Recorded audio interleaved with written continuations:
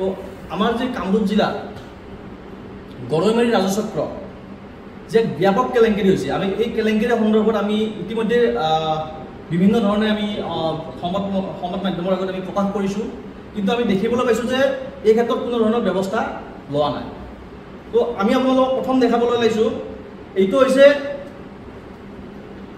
1977 চনত, এইটো আছিলে 1977 চনত গৰৈমাৰী ৰাজচক্ৰৰ অন্তৰ্গত আমাৰ চাম্পুপাৰা যি লাট আছে, চাম্পুপাৰা লাটৰ অন্তৰ্গত ইয়াতে 78টা পৰিয়ালক 78টা পৰিয়ালক ইয়াতে মাটি আবণ্টন দিয়া হৈছিলে গৰাখহনীয়া পৰিয়ালক। আৰু এই 78টা পৰিয়ালক মাটি আবণ্টন দিয়াৰ পাছত এই মানুহখিনিক মাটি ম্যাদী কৰি দিয়া হোৱা নাছিলে, কিন্তু তাৰ পৰিৱৰ্তে আমি দেখিবলৈ পালোঁ যে আজি 3 মাহমান আগত আমাৰ বৰ্তমান গৰৈমাৰী ৰাজচক্ৰ বিষয়া নুপুৰ বৰা ডাঙৰীয়ানীয়ে ইয়াতে এই লিষ্টত নাম নহা ব্যক্তি, আৰু এইটো সম্পূৰ্ণ মুছলিম মানুহ আছিলে, গোটেইখিনি সম্পূৰ্ণ মুছলিম মানুহ। ইয়াতে আমাৰ যিটো আমি মিয়া বুলি কওঁ, মিয়া মানুহ আছিলে গোটেইখিনি, আৰু এই মিয়া মানুহখিনিক গৰাখহনীয়া মানুহখিনিক আবণ্টন দিছিলে 1977 চনত। কিন্তু চক্ৰ বিষয়া নুপুৰ বৰা ডাঙৰীয়ানীয়ে এই মাটিখিনি আমি গম পোৱা মতে 1,40 লাখ টকা লয়। এই মাটিখিনি 15 বিঘা 4 কঠা 2 কঠা 2 লেচা মাটি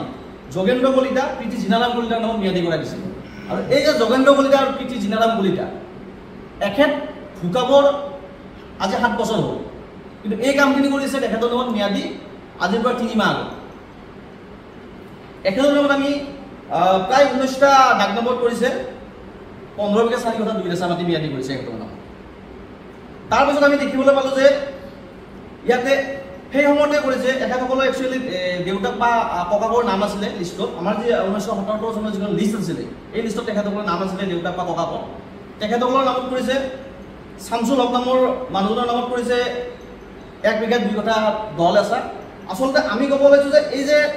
মাটি যে আমাৰ আবণ্টন দিয়া হৈছিলে, এই মাটি আবণ্টন দিয়া হৈছিলে আমাৰ প্ৰতিটো পৰিয়ালক 1.5 বিঘা কৰে, প্ৰতিটো পৰিয়ালক 1.5 বিঘা মাটি আবণ্টন দিয়া হৈছিলে। কিন্তু আমি প্ৰথমতে যিটো উল্লেখ কৰিলোঁ যোগেন্দ্ৰ কলিতা, প্ৰীতি জিনাৰাম কলিতা, তেখেতৰ কোনো আবণ্টন লিষ্টত তেখেতৰ নাম নাছিলে,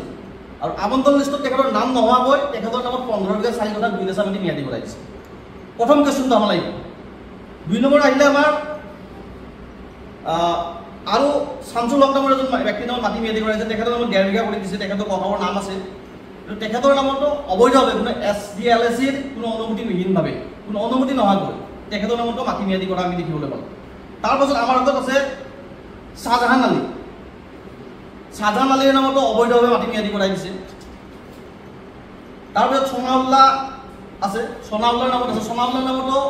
2 বিঘা মাটি ম্যাদী কৰাই আছে। আমি যিহেতু প্ৰথমতে কৈছোঁ যে প্ৰতিটো পৰিয়ালৰ নামত আবণ্টন দিয়া হৈছিলে 1.5 বিঘাকৈ মাটি, কিন্তু নুপুৰ বৰা চক্ৰ বিষয়া নুপুৰ বৰা ডাঙৰীয়ানীয়ে SDLSCৰ কোনো অনুমতি নোহোৱাকৈ কোনোবাৰ নামত 15 বিঘা 4 কঠা 2 লেচা, কোনোবাৰ নামত 2 বিঘা এনেকুৱা ধৰণে তেখেতে টকাৰ বিনিময়ত তেখেতে এই কাম কাজবিলাক কৰিছে। তাৰপিছত আমাৰ আগত তথ্য আহিছে যে আমাৰ গৰৈমাৰী ৰাজচক্ৰৰ অন্তৰ্গত হাঁহচৰি যি লাট আছে, হাঁহচৰি নামৰ এটা লাট আছে, হাঁহচৰি লাটৰ এখন ফেঞ্চাৰ এখন স্কুল আছিলে, হাঁহচৰি প্ৰি ছিনিয়ৰ মাদ্ৰাছা। হাঁহচৰি প্ৰি ছিনিয়ৰ মাদ্ৰাছাত 5 বিঘা 4 কঠা 19 লেচা মাটি আছিলে। এই মাটিখিনি আজি আপোনালোকে গম পায়, যিহেতু ভেঞ্চাৰ স্কুলবিলাক বন্ধ কৰি দিছে, স্কুলখন বন্ধ কৰি দিয়াৰ পাছত নুপুৰ বৰা ডাঙৰীয়ানীয়ে 8 লাখ টকা লৈ এই মাটিটো 2জন ব্যক্তিৰ নামত মাটিটো উঠাই দিছিলে হিমন্ত বিশ্ব শৰ্মা পৰিয়ালৰ লগত। তো আমাৰ এই যে আপোনালোকক অলপ আগতে আমি ক'লোঁ যে যিখন আব্দুল হুছেইন নামৰ যিজন ব্যক্তিয়ে এই কমপ্লেইনখন কৰা বুলি আমি ক'লোঁ, এই কমপ্লেইনখনৰ যিটো তদন্ত কৰিলে তেখেতৰ ওপৰত তদন্ত সমিতিক তেখেতে কিনা বুলি আমি খবৰ পাওঁ। আমাৰ চ'ৰ্চৰ পৰা আমি খবৰ পাইছোঁ তদন্ত কিনিছে 77 লাখ টকা লৈ এই তদন্ত সমিতিক কিনা বুলি আমি খবৰ পাওঁ। তো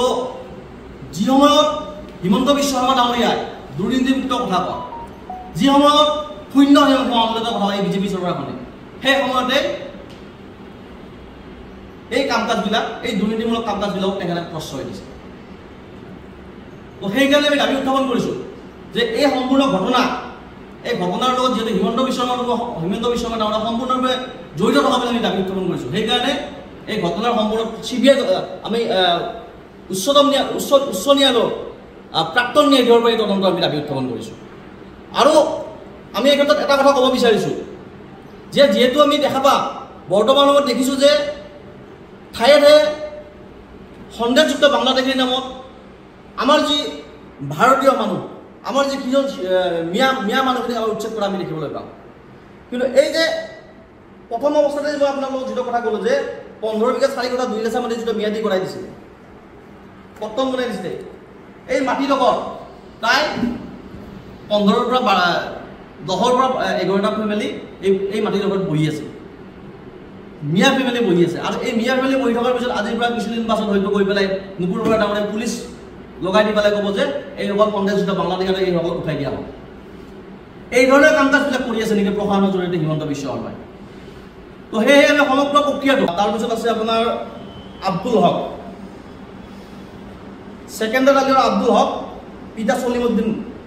তেখেতৰ নামত মাটিটো উঠাই দিছিলে তাৰপিছত যেতিয়া আমাৰ যিখন গভৰ্ণিং বডি থাকে আমাৰ যিখন কমিটি থাকে স্কুল কমিটিয়ে যেতিয়া কমপ্লেইন কৰিলে যে আমাৰ মাটিটো এনেকুৱা ধৰণে আপুনি উঠাই দিছে এইটো কৰ্তন কৰি দিয়ক এই কমপ্লেইন লেটাৰ দুখন মোৰ লগত আছে এজন সভাপতি হাজৰি প্ৰি সিনিয়ৰ মাদ্ৰাছাৰ সভাপতিয়ে এখন কমপ্লেইন কৰিছিলে আৰু ইয়াতে উল্লেখ কৰিছে যে এই মাটিখিনি লিখিছে ইয়াতে জমিৰ যাৱতীয় কাম কাজ বন্ধ কৰাৰ বাবে আবেদন কিন্তু তাৰ পাছতে এই মাটিখিনি তেখেতক উঠাই দিছে পৰৱৰ্তী পৰ্যায়ত কিন্তু এই মাটিখিনি আকৌ এনেকুৱা ধৰণে থৈ দিছে আপোনালোকে চালে গম পাব কোনো নামৰ থনাই ব্ৰেকেট দি মাত্ৰ থৈ দিছে নাম্বাৰ দিছে আৰু ব্ৰেকেট দিছে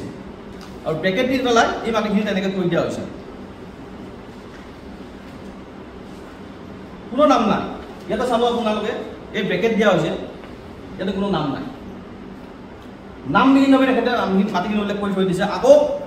যেতিয়া তেখেত ইয়াৰ পৰা ট্ৰেন্সফাৰ ল'ব ট্ৰেন্সফাৰ লোৱাৰ আগে এই মাটিখিনি পুনৰ ছেকেণ্ডাৰ আলি আৰু আব্দুল হকৰ নামত উঠাই দিয়াৰ কাৰণে তেখেতে এটা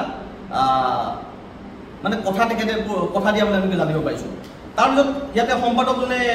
কমপ্লেইন কৰিছিলে এখন এই সম্পাদক আৰু সভাপতি দুজনৰ কমপ্লেইন লেটাৰ দিব আৰু কমপ্লেইনটো কৰাৰ পিছত এই মাটিটো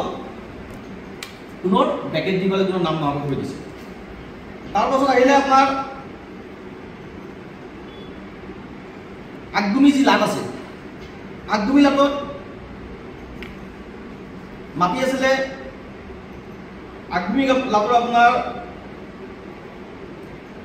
56 নম্বৰ পাট্টাৰ মাটি এটা আছিলে 121 নম্বৰ দাগ ইয়াতে আপোনাৰ কৰিছে কি ইয়াতে দেখাইছে তেখেতে যে খৰিত দখল উঠে তপচেল আলী আদাজ আলী বাবুল আলী এনেকুৱা ধৰণৰ তেখেতে ডেগাল আলী আৰু সুলেমান আলীৰ লগত ফজৰ আলী আৰু শ্বৰীফ আলী নামৰ নামজাৰি কৰা হ'ল এই যিটো নামজাৰি কৰিছে ইয়াতে NOC লৈছিল আৰু NOC যে লৈছিলে এইখন সম্পূৰ্ণ ডুপ্লিকেট NOC লৈছিল এই NOC লৈছিলে আমাৰ কামৰূপ জিলাৰ যিজন জয়শ্ৰী তালুকদাৰ নেকি আমাৰ মানে আমাৰ যিটো এফিডেভিট কৰে নটাৰী অফিচাৰ জয়শ্ৰী গোস্বামী তালুকদাৰ মই পাহৰিলোঁ তেখেতৰ নামটো